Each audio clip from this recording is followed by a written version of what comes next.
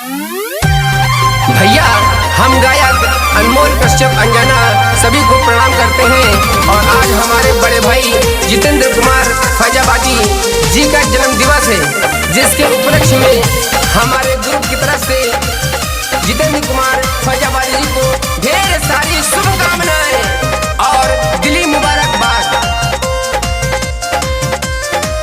दोस्त जब से मिला हर खुशी मिल गई, मन के गुलशन की सारी कली खिल गई।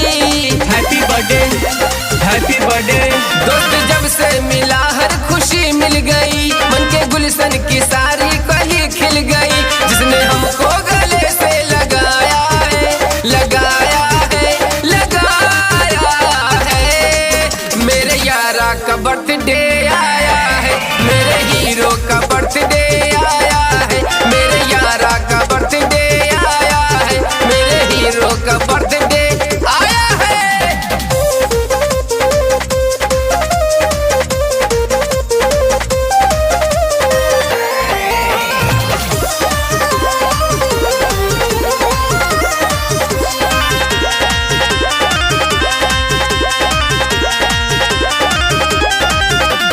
आया है देखो क्या मौसम सुहाना, खुश हो के भंवरे भी गाते हैं गाना। Happy birthday, happy birthday.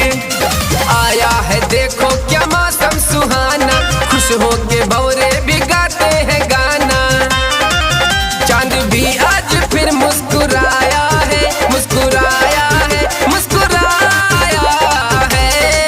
मेरे भाई का बर्थडे आया है, मेरे हीरो का बर्थडे आया है। मेरे यारा का बर्थडे आया है, मेरे जानू का बर्थडे आया है।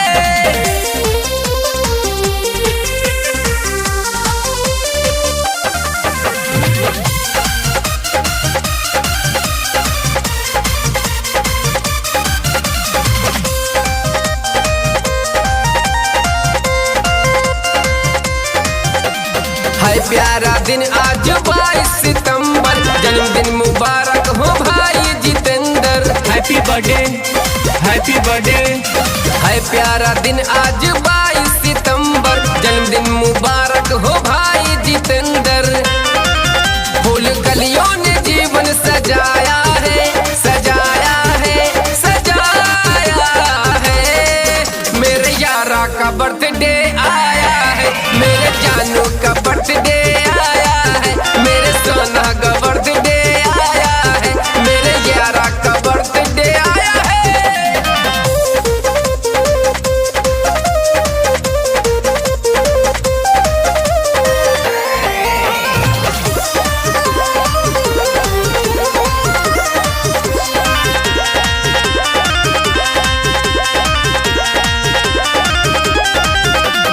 अर्जुन नितेश राज कमल का है कहना, यारा की यारी है अनमोल गहना। Happy birthday, happy birthday. Arjun Nitesh Raj Kamal का है कहना, यारों की यारी है अनमोल गहना।